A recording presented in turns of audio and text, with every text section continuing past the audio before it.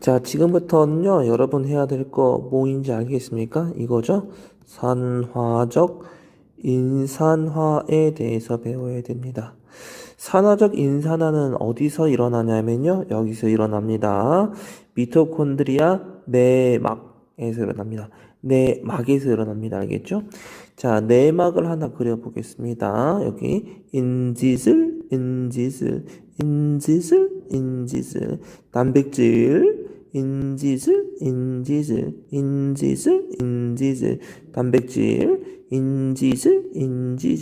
단백질, 단백질,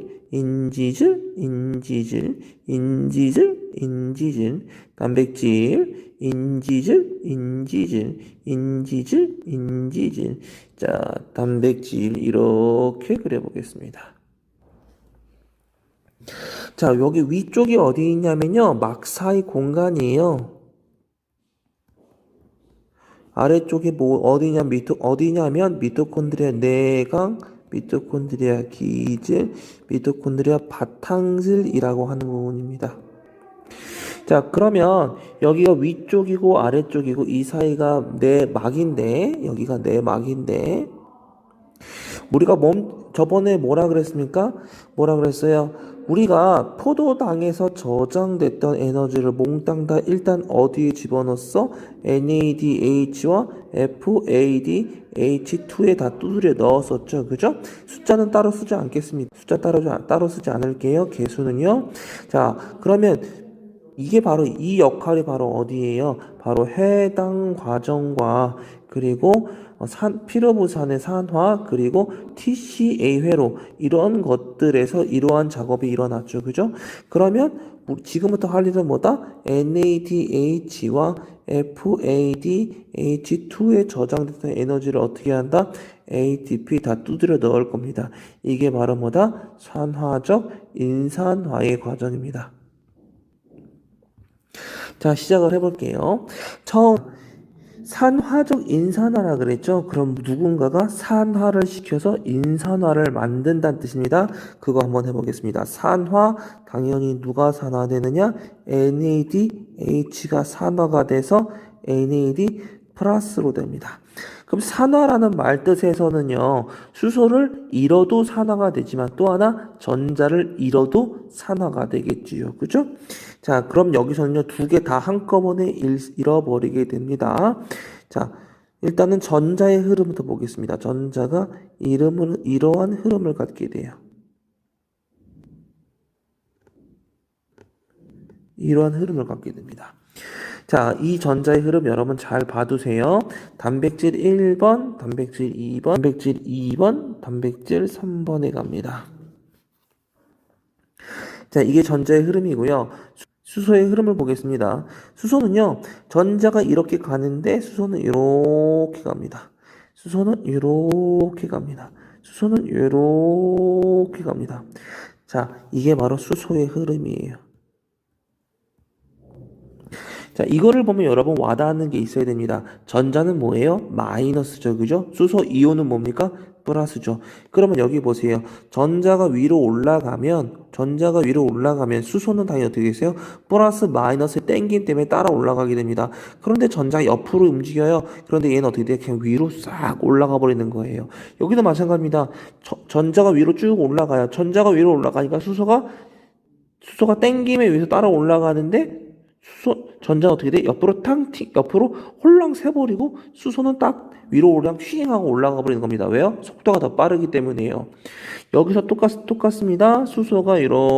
전자가 이렇게 올라가는데 그거에 맞춰서 수소도 이렇게 따라 올라가고 수소 따라 올라가게 되고 전자는 수와 만나는 게 아니라 휘잉하고 옆으로 딱 새게 되는 거예요. 그러면 이게 무슨 역할을 하느냐? 결국은 뭐냐? 여기에 한마디로 막사이 공간에 H 플러스의 농도를요 굉장히 높여주는 역할을 하고요.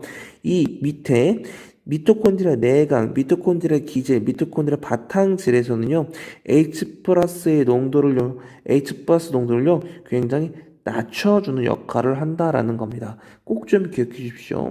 그러면요, H 플러스를 높여준다라는 말 뜻은 뭐냐면 pH 농도를 낮춰준다는 뜻이고요. 여기는 뭐냐? pH 농도를요 높여준다는 뜻이겠죠, 그죠? 자, 그러면 이게 무슨 효과를 나타내냐? 이러한 효과를 나타냅니다. 여기 H 플러스 농도가 굉장히 높다라 그랬습니다. 그러면요, 당연히 우리는 뭐 해야 되겠어요? 고농도에서 저농도로 이동하고 싶겠어. 이동하고 싶겠죠. 그럼 뭐가 이동하고 싶겠어요? 당연히 수소 이온이 이동하고 싶겠죠? 무슨 방식에 따라서? 확산에 따라서. 그런데 H 플러스는 어떤 거예요? 플러스는 수소 이온이죠. 이온이기 때문에 결국 뭐겠습니까? 양성자 아니겠습니까? 극성을 갖는다는 뜻이에요. 그러면 이거 어떻게 인지질 이중증 사이를 마음대로 한 번으로 통과할 수 있어요, 없어요? 못하죠. 인지질 이중증을 잘 통과하는 건 주로 어떤 분자라 그랬어요? 주로 무극성 분자만 통과할 수 있다 그랬죠. 그렇기 때문에 수소 이온인 극성 분자는요, 인지질 막을 잘 통과할 수 없다고요. 그럼 당근 누구를 통과해야 되겠어? 당근 누구? 단백질을 통과해야 되겠지. 그러면 그 단백질을 우리는 뭐야? 바로 수송 단백질, 바로 촉진 확산을 통해서 움직일 수밖에 없다라는 말이에요. 그래서 수소 이온이 이렇게 생긴 막 단백질을 통과할 수밖에 없습니다. 이렇게 통과가 되면서 이 방식을 우리는 뭐라 그러냐? 촉진 확산이라 그러겠죠. 이렇게 통과가 되면서 뭐가 만들어지느냐? ATP가 합성이 됩니다. 당연히 ADP가 ATP로 합성되겠죠. 그럼 잘 볼게요. 여기서부터 여기까지를 우리는 뭐라고 하느냐? 이렇게 표현합니다. 전자 전달계. 그리고 여기서부터 여기까지 우리는 뭐라 그러냐? 이렇게 표현합니다. 화학적 삼투라고 표현합니다. 왜 이렇게 표현하겠습니까? 우리는요, 삼투라고 표현에는 어떤 표현이에요? 삼투는요, 물이 이동하는 거죠? 근데 여기서 물이 이동해요? 아니에요? 안 이동해요? 물이 이동하지 않잖아요. 그죠? 뭐가 이동합니까? 화학물질. 어떤 화학물질이 이동하는 거야? H 플러스라는 화학물질이 이동하고, 그리고 삼투는 뭐예요? 일종의 확산이지 않겠습니까? 한마디로 H 플러스의 확산에 의해서 ATP가 합성된다라는 말이에요. 그러면 이 전달계의 역할은 뭐겠습니까? 바로 산화의 역할이고요. 이 화학적 삼투의 역할은 뭐예요? ATP 합성의 역할이라고요. ATP 합성은 뭐예요? ADP가 ATP로 되는 거 아니겠습니까? 한마디로 인산화의 과정입니다. 그러면 바로 이게 바로 뭐냐면 산화적 인산화라는 게 이 전체 과정을 얘기하는 거고, 산화적 인산화는 전자 전달계와 화학적 삼투 두 과정으로 우리가 나누어 볼 수 있다라고 표현하는 겁니다. 그러면 전자 전달계 가장 주요 목적은 뭐다? 가장 주요 목적은 뭐다? 산화 어떤 거 NADH를 산화시켜서 거기서 나온 전자를 가지고 H 플러스를 미토콘드리아, 내강, 기질, 바탕질에서 막사이 공간으로 이동시킨다라는 말이죠. 그러면 이 이동시킬 때 우리는 뭐의 힘을 이용하는 거야? 전자의 힘을 이동하는 겁니다. 그러면 얘가 H 플러스가 이동된다라는 그 말 뜻에서는 저농도에서 고농도로 이동하기 때문에 얘를 갖다가 무슨 이동? 능동수송이라고 얘기하는 겁니다.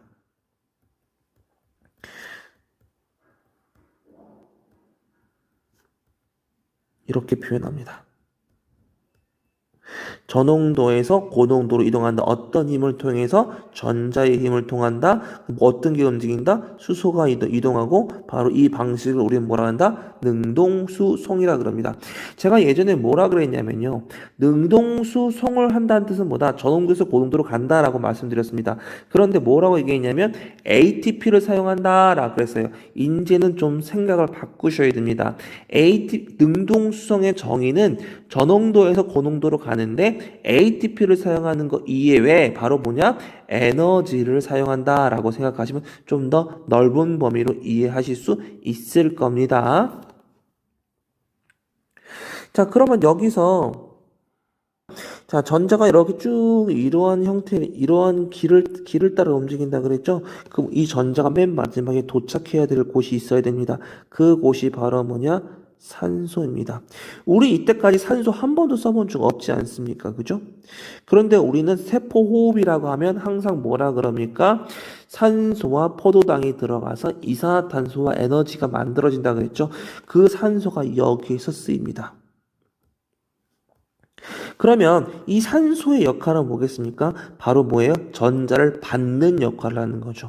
그래서 이 산소를 우리가 뭐라고 표현하냐? 이렇게 표현합니다.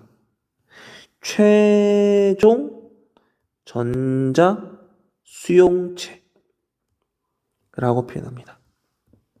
꼭 좀 기억해 두세요. 알겠습니까?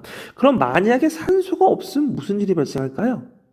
산소가 없으면 전자를 받을 수 있어요, 없어요? 없죠. 그렇죠?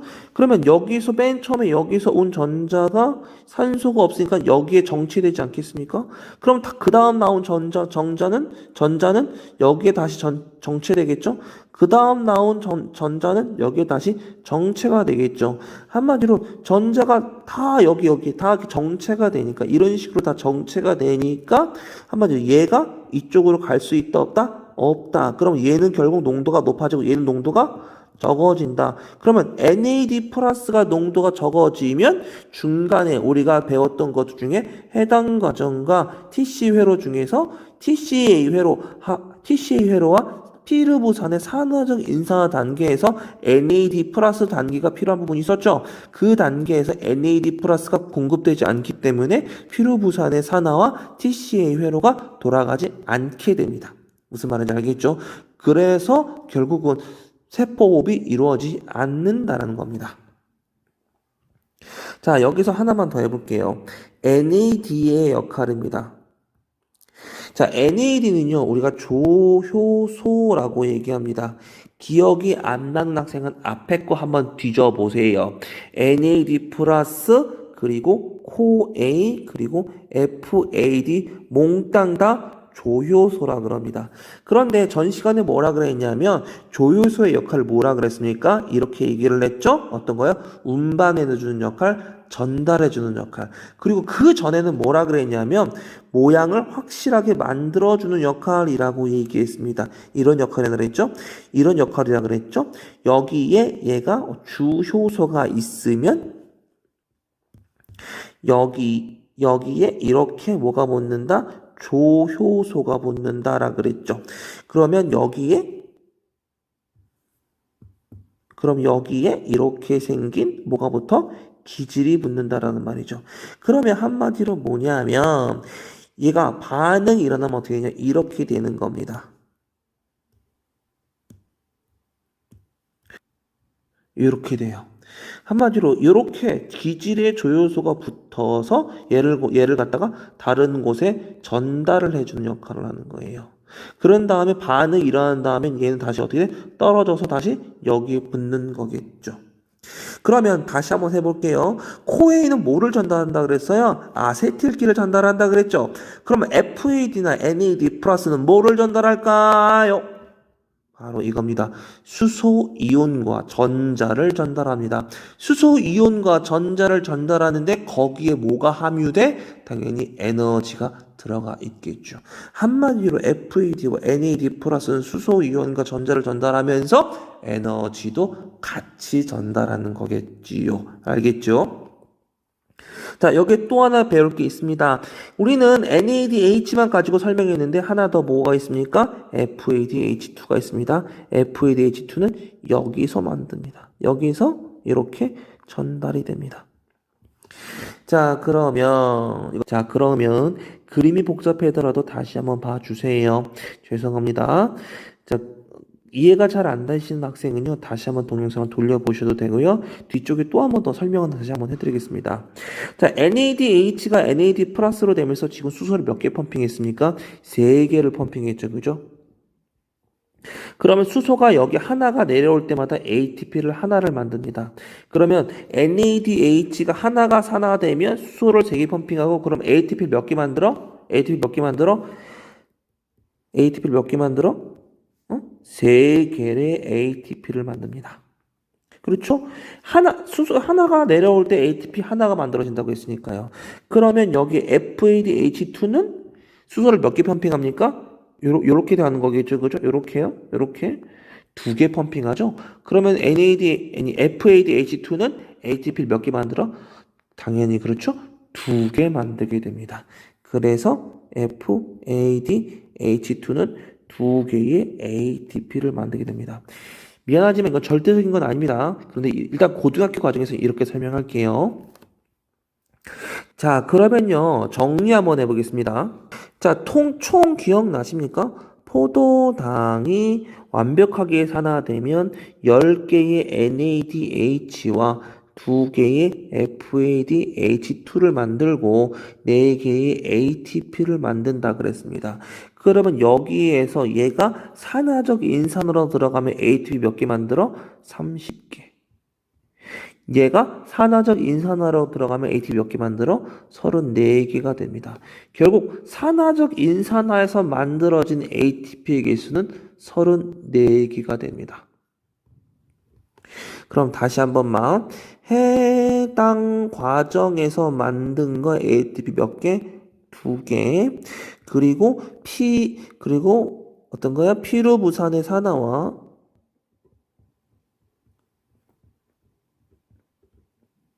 그리고 TCA 회로에서 만든 거 ATP 몇 개?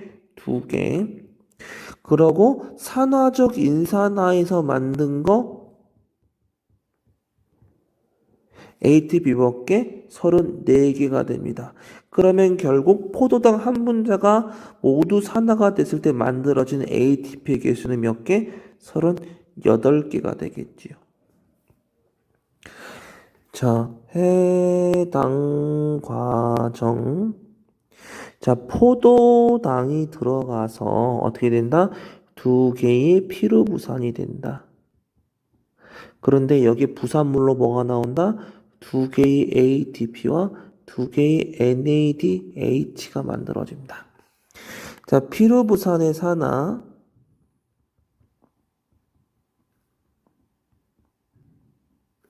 피루부산이 들어가서 아세틸코에가 되고 그리고 뭐가 된다? CO2 하나 만들어지고 NADH 만들어집니다. 아, 죄송합니다. NADH는 항상 원래는 쓸 땐 이렇게 이거 같이 써줘야 돼요. 같이 써줘야 됩니다. 제가 귀찮아서 많이 안 쓰기도 하는데 같이 써줘야 됩니다. 그냥 NADH가 들어가면 무조건 H 플러스 같이 들어온다고 생각을 하세요. 제가 가끔씩 빼먹을 때 있습니다. 죄송합니다. 자, TCA가 되면 어떻게 됩니까? 아세틸코에가 3개의 NADH를 만들고 그리고 2개의 CO2를 만들고 1개의 FADH2를 만들고 ATP를 만들게 됩니다. 자, 그러면 여기에서 이제 산화적 인산화가 되면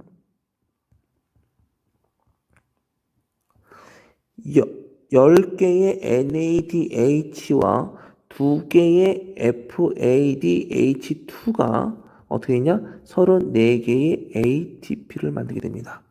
자, 이 과정을 자, 그럼 얘를 모두 다 더해 보겠습니다.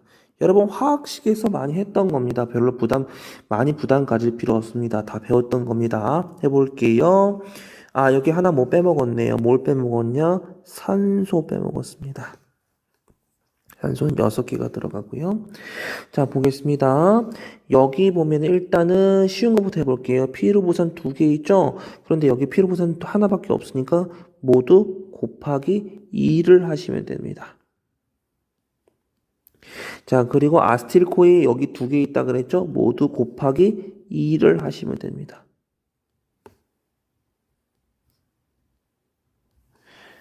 자, 보겠습니다.